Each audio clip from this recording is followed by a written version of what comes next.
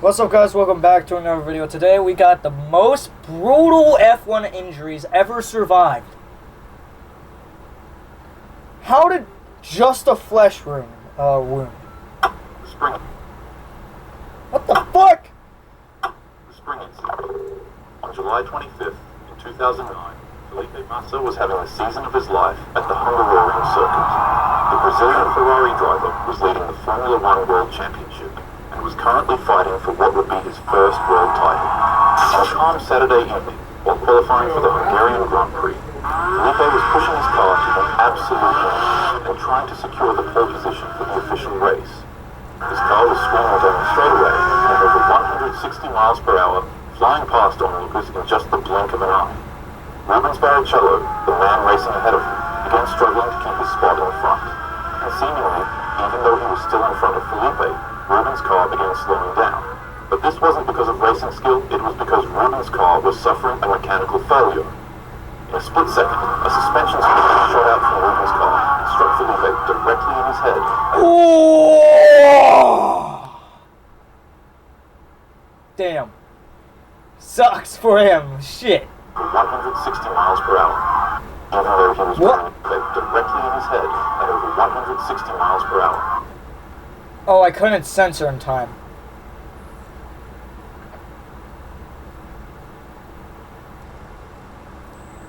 He has a hole in his head? Really, bruh? Oh my god.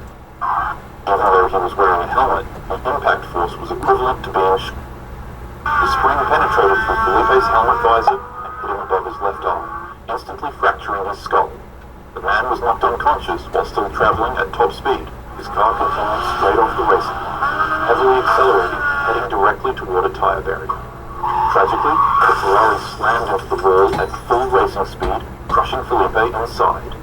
He slumped unconscious in the cockpit. Track marshals rushed to extract him, but he wasn't moving. Medical teams airlifted him to a hospital in Budapest, where surgeons performed emergency life-saving efforts on him.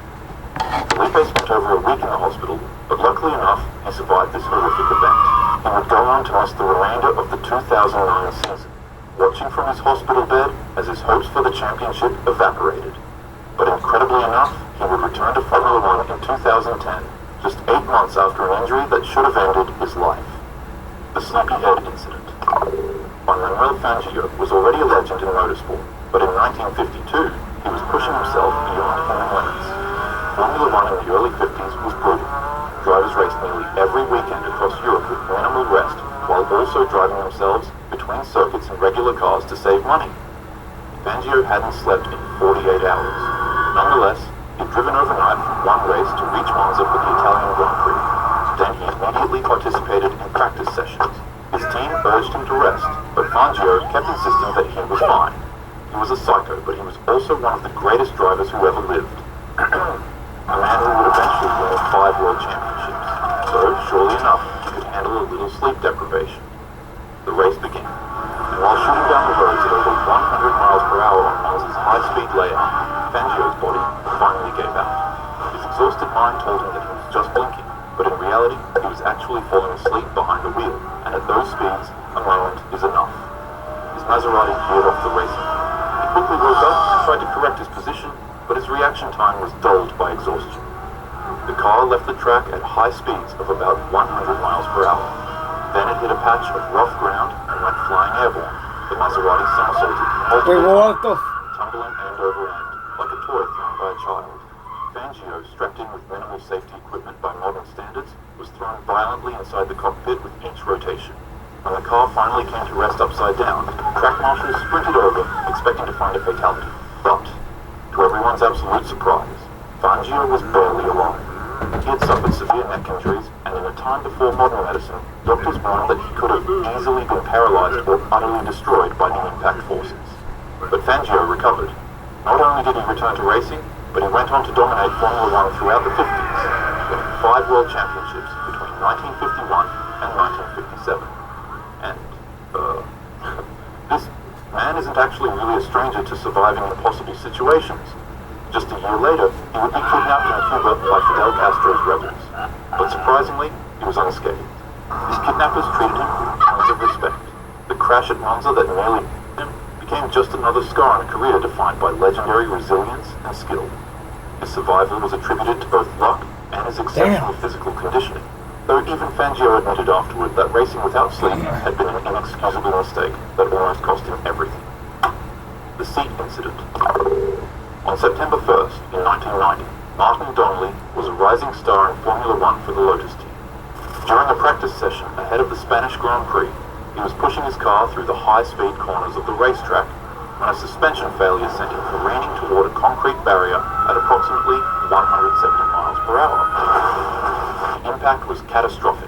The Lotus Lamborghini hit the barrier with such force that the car literally split in two. The cockpit structure separated and the wheels flew off in different directions. But most horrifying of all, Donnelly was ejected from the cockpit while still strapped to his seat. He crashed onto the track surface like a rag doll at speeds over 100 miles. Holy shit! He was laying on the asphalt, unconscious, with his legs bent at unnatural angles and pooling around him. Blood. Medical crews reached him within Holy seconds. Shit, his injuries were so severe that trackside doctors immediately knew that he wasn't alive. Donnelly was placed in a medically induced coma and airlifted to a hospital in Seville. For days, he remained unconscious while surgeons performed multiple emergency procedures to stabilize his shattered body. To everyone's utter shock, he finally woke. However, doctors delivered devastating news. They stated that Donnelly wouldn't ever walk again because the damage to his legs and pelvis was so extensive that any mobility seemed impossible. But the racer refused to accept that prognosis. Over the next 2 years, he underwent brutal physical therapy and rehabilitation. Slowly and impossibly, he regained the ability to walk, defying every medical expectation. While he never returned to Formula One racing, he did eventually race in other series, and he went on to live a full life. 27 seconds. 20 cars came streaming into the first corner of the racetrack at over 100 miles per hour, with drivers left and right jolting for position. The tension was tight, but the cars were packed even tighter. Each vehicle closely paralleled the other, while waiting for an opportunity to overtake the lead. And then, it happened. Romain Grosjean, starting from the midfield in his VF20, made contact with another car.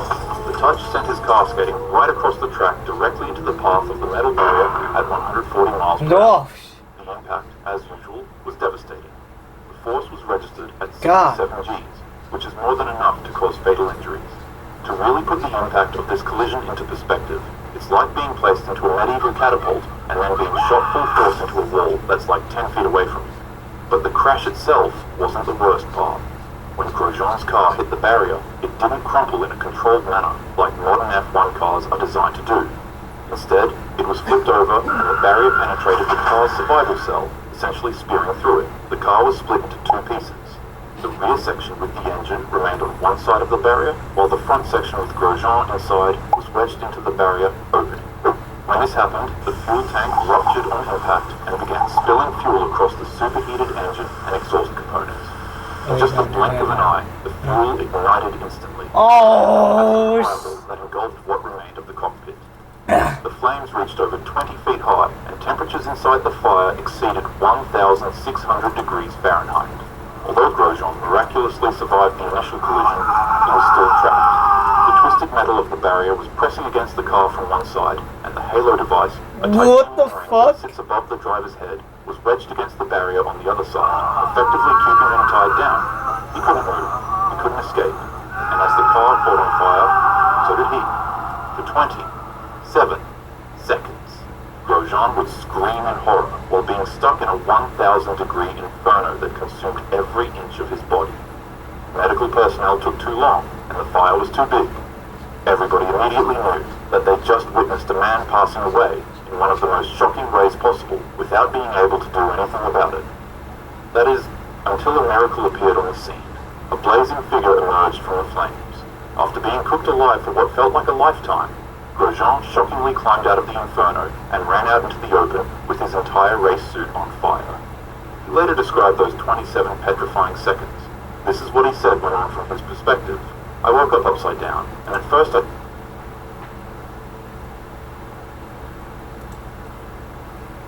F1 driver Romain Grosjean tells how he survived a horrific crash that saw him stuck in a flaming cockpit for 27 seconds. Nobody expects a Formula 1 Grand Prix auto race to the end of the way it did for Romain Grosjean in November 29, 2020 on the track of Bahrain. Driving at the speed of 119 miles per hour, his Haas VF20 got hit by a fellow driver, Kano Kvyat. It sent his car ramming into a guardrail, generating a peak gravitational force equivalent, G-force, of 6.7. That's not a joke, too. 6.7. For comparison's sake, fighter pilots experience a G-force about 9 during their maneuvers. I tried to get out, but then I couldn't move, so I just decided to wait there for help to come. That is, until I realized my entire car was engulfed in flames. Immediately, I tried to unbuckle my safety harness, but I couldn't find the release mechanism with my gloves. I could feel my hands burning. They were literally on fire, and my race suit was melting into my skin. So I tried a second time to release the buckle, but I failed again. At that point, I just realized that this was my end. This was the way I was going to go out. So I relaxed in peace with myself and accepted it.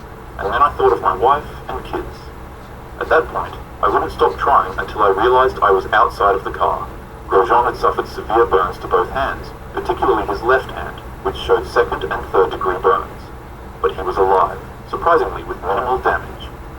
Formula 1 drivers exist in a unique space where they face potential fatalities at hundreds of miles per hour every time they race. Yet modern safety innovations have made survival increasingly possible even in the most catastrophic accidents. Event organizers, safety engineers, and racers all go through endless sacrifice to keep the passion and tradition of these wonderful sports alive. Wonderful sports that connect us across the world as a people, regardless of our age, language, heritage, or national affiliation. No matter the climate of positivity or negativity we're in, so long as we as humans can share a passion, we can share our humanity. Stupid, senseless, fun. Be grateful to those who are brave enough to keep passion and humanity thriving by putting on a show for us all, and as always, have a happy day. He wanted to go pop the giant bubble.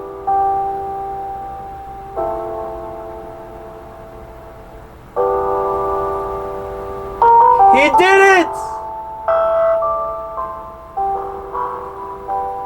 Wow. Thank you guys so much for Whoa. Thank you guys so much for watching. Yeah. Okay.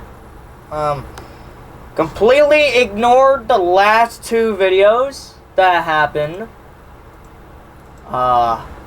Yeah.